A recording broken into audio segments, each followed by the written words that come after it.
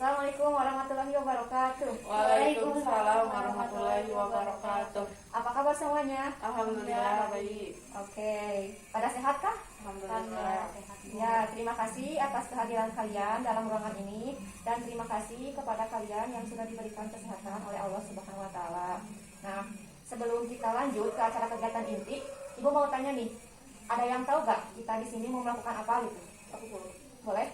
kalau tidak salah kita akan melaksanakan kegiatan layanan konseling kelompok.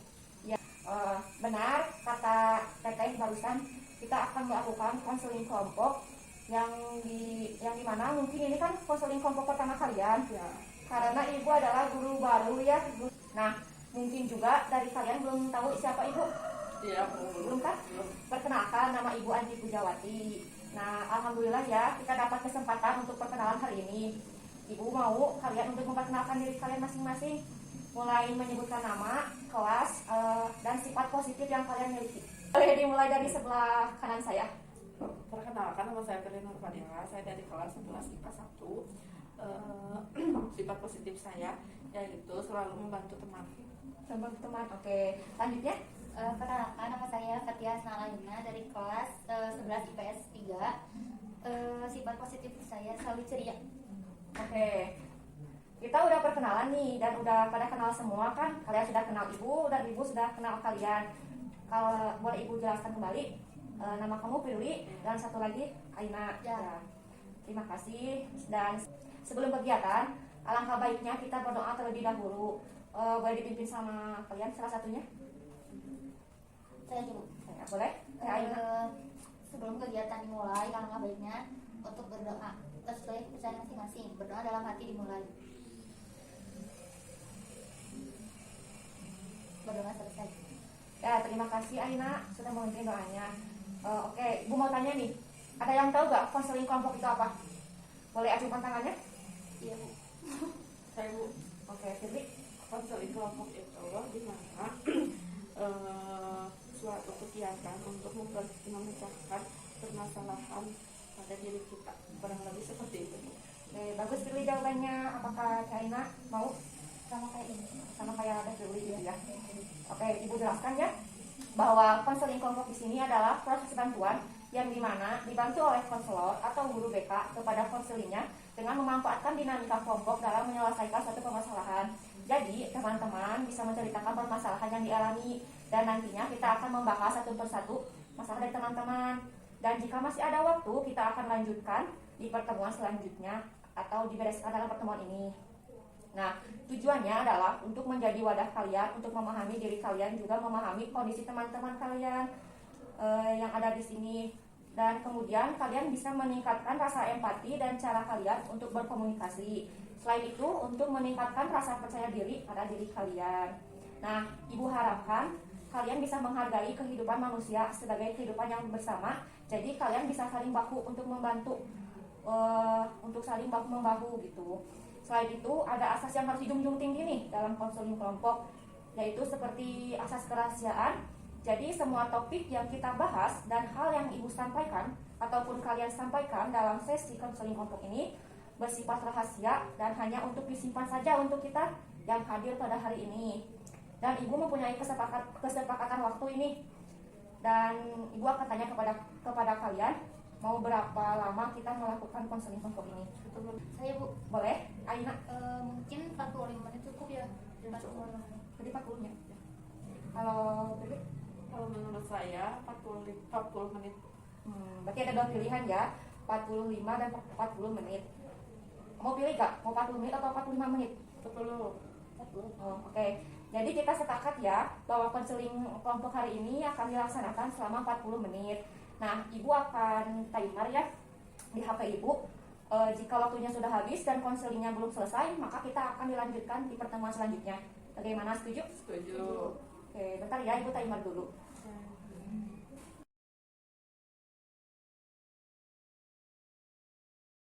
Ibu lihat, kalian pada ngantuk ya kayaknya? Iya Ya, Bu. Bu, ngantuk. Ngantuk banget ya, karena udah siang hari juga. Iya. Oke, karena itu ibu akan melakukan ice breaking. Jadi peraturannya kayak gini. Jika ibu sebutkan angka ganjil, maka kalian tepuk 2 kali. Dan jika ibu sebutkan angka genap, maka kalian diam saja gitu ya. Oke. Kalau genap diam. Kalau Ganjil tepuk 2 kali. Ya, gitu. Angka 1. Kan? Kayak gitu ngerti? Ngerti. Oke. Angka 3.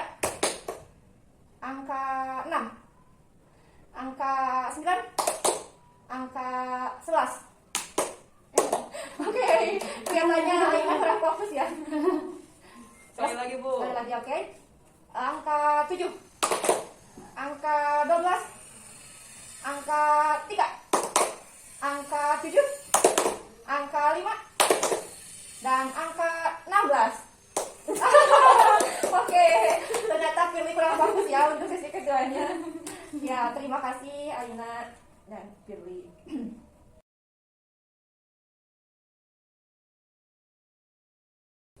Selanjutnya ada tahap relaksasi ya.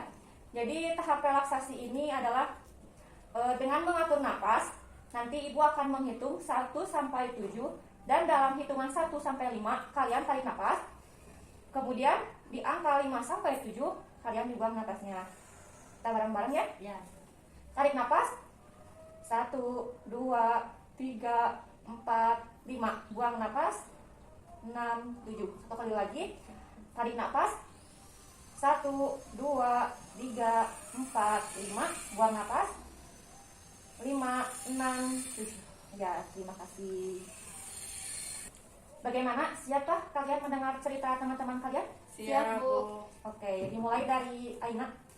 Kalau permasalahan saya Bu, ini Bu jadi sering ngantuk itu kalau belajar dan akhirnya tuh ketiduran terus jadi nggak paham sama materinya gitu. Oh, ibu simpulkan ya. Masalah kamu tuh sering ketiduran di kelas dan akhirnya materi yang dijelaskan oleh guru itu tidak masuk ke kamu gitu ya. Selanjutnya pilih.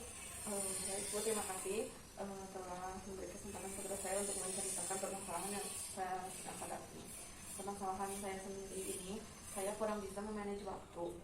Misalnya kalau di rumah itu kan pulang sekolah, di sekolah pasti kan saya diberi tugas saja. Nah, bukan terkadang sih sering gitu. Tugas saya itu terbengkalai karena memang saya kurang bisa memanage waktu. Saya selalu keasikan untuk menonton drakor gitu, sehingga tugas saya sering terbengkalai dan pada akhirnya di kelas saya selalu mencontek karena saya belum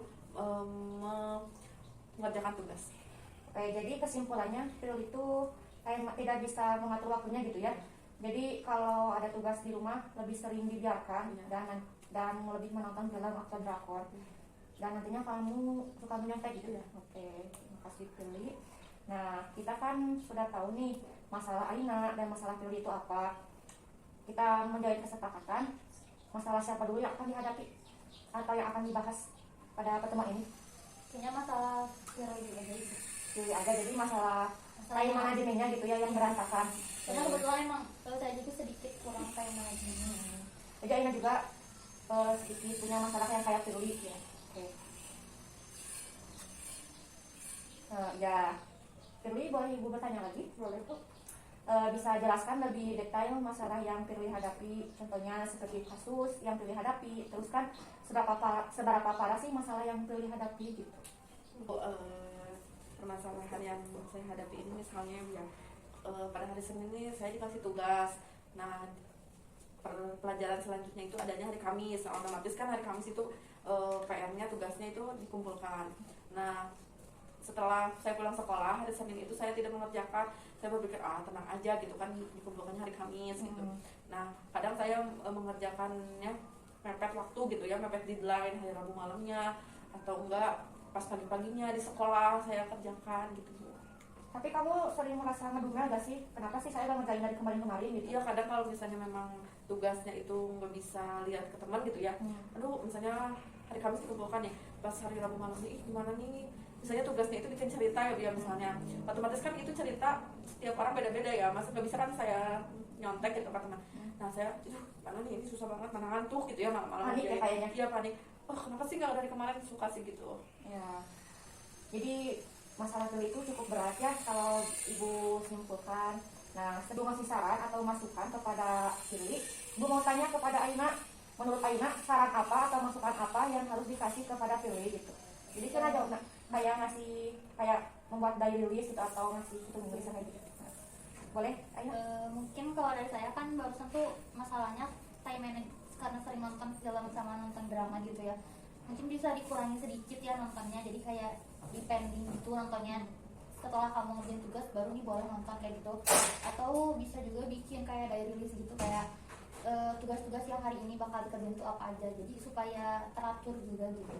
Jadi kesimpulan yang dari Aina itu buat Firly gitu ya, intinya Firly itu harus mengerjakan tugas terlebih dahulu, dan untuk menonton drakor atau filmnya bisa dinantikan. Terus kata Aina juga, Firly lebih baik membuat diary list dan nantinya bisa ditempelkan di depan pintu tuh, biar Firly tahu bahwa hari ini tuh kita harus mengerjakan apa dulu gitu.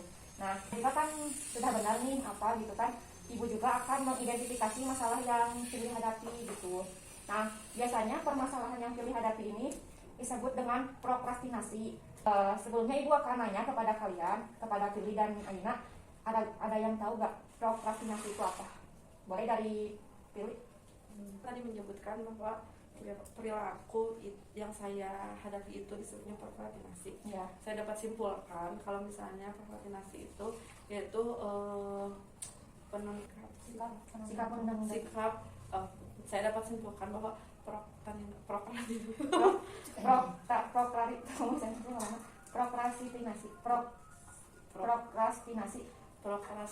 itu sikap yang sering menunda-nunda.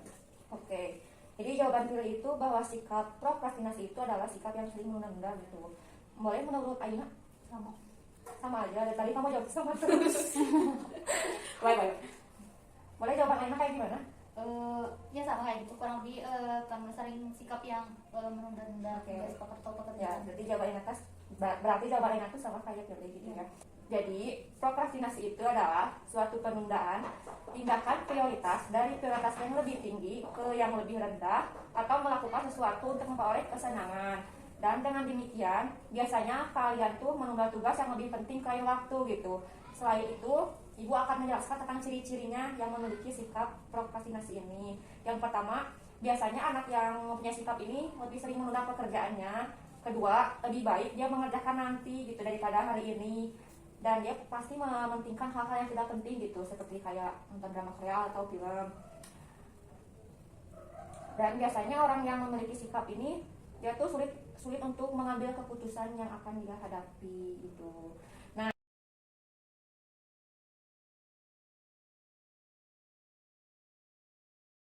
ibu barusan nih sudah menjelaskan apa saja tuh ciri-ciri dari prokrastinasi ini. Nah, apakah ada dalam diri Firly? Iya Bu, ada salah satu. Oke, nah kira-kira Firly tahu gak penyebabnya itu apa gitu? Tahu. Jadi kayak itu Bu, penyebabnya tuh kayak karena sering mungkin penyebabnya itu karena keseringan ya Bu ya, jadi terbiasa gitu. Kira-kira Firly tahu gak apa penyebab dari perilaku itu apa? Penyebabnya itu mungkinnya kurang lebih Ibu karena keseringan gitu, jadi jadi sebuah kebiasaan gitu. Oke. Ibu kan nah kan Aina udah mau nih menjadi reminder Firly gitu untuk selalu membantu Firly dalam hal mengerjakan tugas atau mengingatkan supaya tidak nonton drakor terus gitu. Apakah Aina bisa bekerja sama? Bisa. Ya, terima kasih. Jadi ibu mau Aina untuk membantu Firly, kan Aina udah tahu masalah yang dihadapi oleh Firly itu seperti apa. Karena Firly juga butuh perhatian dan bantuan dari Aina untuk selalu ingat-ingat tugas atau kapan saja Firly bisa main gitu, kapan saja Firly istirahat, dan kapan saja waktunya Firly untuk belajar dan mengerjakan tugas.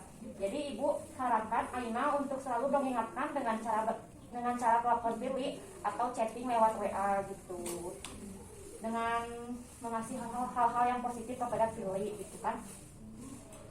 Nah, selanjutnya ibu akan kasih tahu, mungkin ini akan menjadi motivasi dalam diri Firly untuk memperbaiki masalah yang tadi gitu. Jadi mungkin di sini Firly udah mendapat support nih dari teman-teman atau dari Aina gitu kan. Nanti juga Firly harus membuat reminder untuk diri Firly gitu, untuk berniat bertekad menghadapi masalah yang dihadapi oleh Firly gitu. Jadi kalau nanti hambatannya keinginan Firly untuk selalu menonton film atau drakor, nah harus bisa melawan keinginan tersebut gitu, untuk lebih memprioritaskan hal-hal yang didahulukan oleh Firly seperti belajar dan mengerjakan tugas.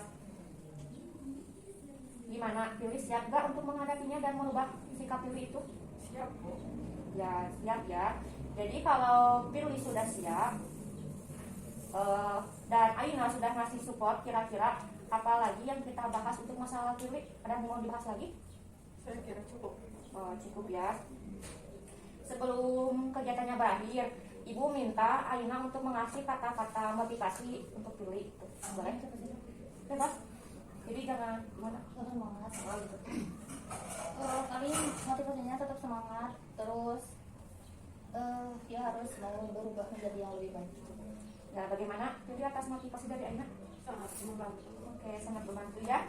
Nah, Ibu sekali lagi mau minta tolong kepada Aina supaya untuk menjadi monitoring perubahan Pilih gitu. Jadi misalkan kalau Pilih ini udah bisa memanajemen waktunya gitu, yang biasanya nonton drakor terus menjadi selalu belajar gitu, nanti Aina cukup cek ke Ibu lewat WA bahwa Pilih itu sudah ada perubahannya gitu. Tapi misalnya kayak gini, di minggu lalu kan Pilih itu mengerjakan tugasnya H-1 gitu saat mengumpulkannya. Nah, mungkin di minggu selanjutnya karena udah ada motivasi dan bantuan dari Aina, Pilih bisa jadi H-3 sudah mengerjakan gitu. Baik, itu yang bisa Ibu sampaikan, dan sebelum mengakhiri, Ibu akan ngasih kesimpulan atau rangkuman dari konseling hari ini. Jadi rangkuman dari permasalahan yang Pilih hadapi yaitu tentang manajemen waktu atau time management, yang tadi kita sudah mencari solusi untuk masalah Pilih dari mulai saran dari kalian, terus kemudian tahap-tahap dari time management dan menjelaskan tentang prokrastinasi, dan juga Aina sudah mengasih motivasi kepada Pilih gitu. Oke, pada pertemuan selanjutnya kita akan membahas permasalahan Aina ya. Karena waktunya tinggal 2 menit lagi ya. Kita akhiri saja konseling kelompok ini dengan mengucapkan alhamdulillahirobbilalamin. Sekian dari Ibu. Mohon maaf bila Ibu melakukan banyak kesalahan ya dalam tutur kata maupun pemberian solusi kepada kalian. Akhir kata, assalamualaikum warahmatullahi wabarakatuh.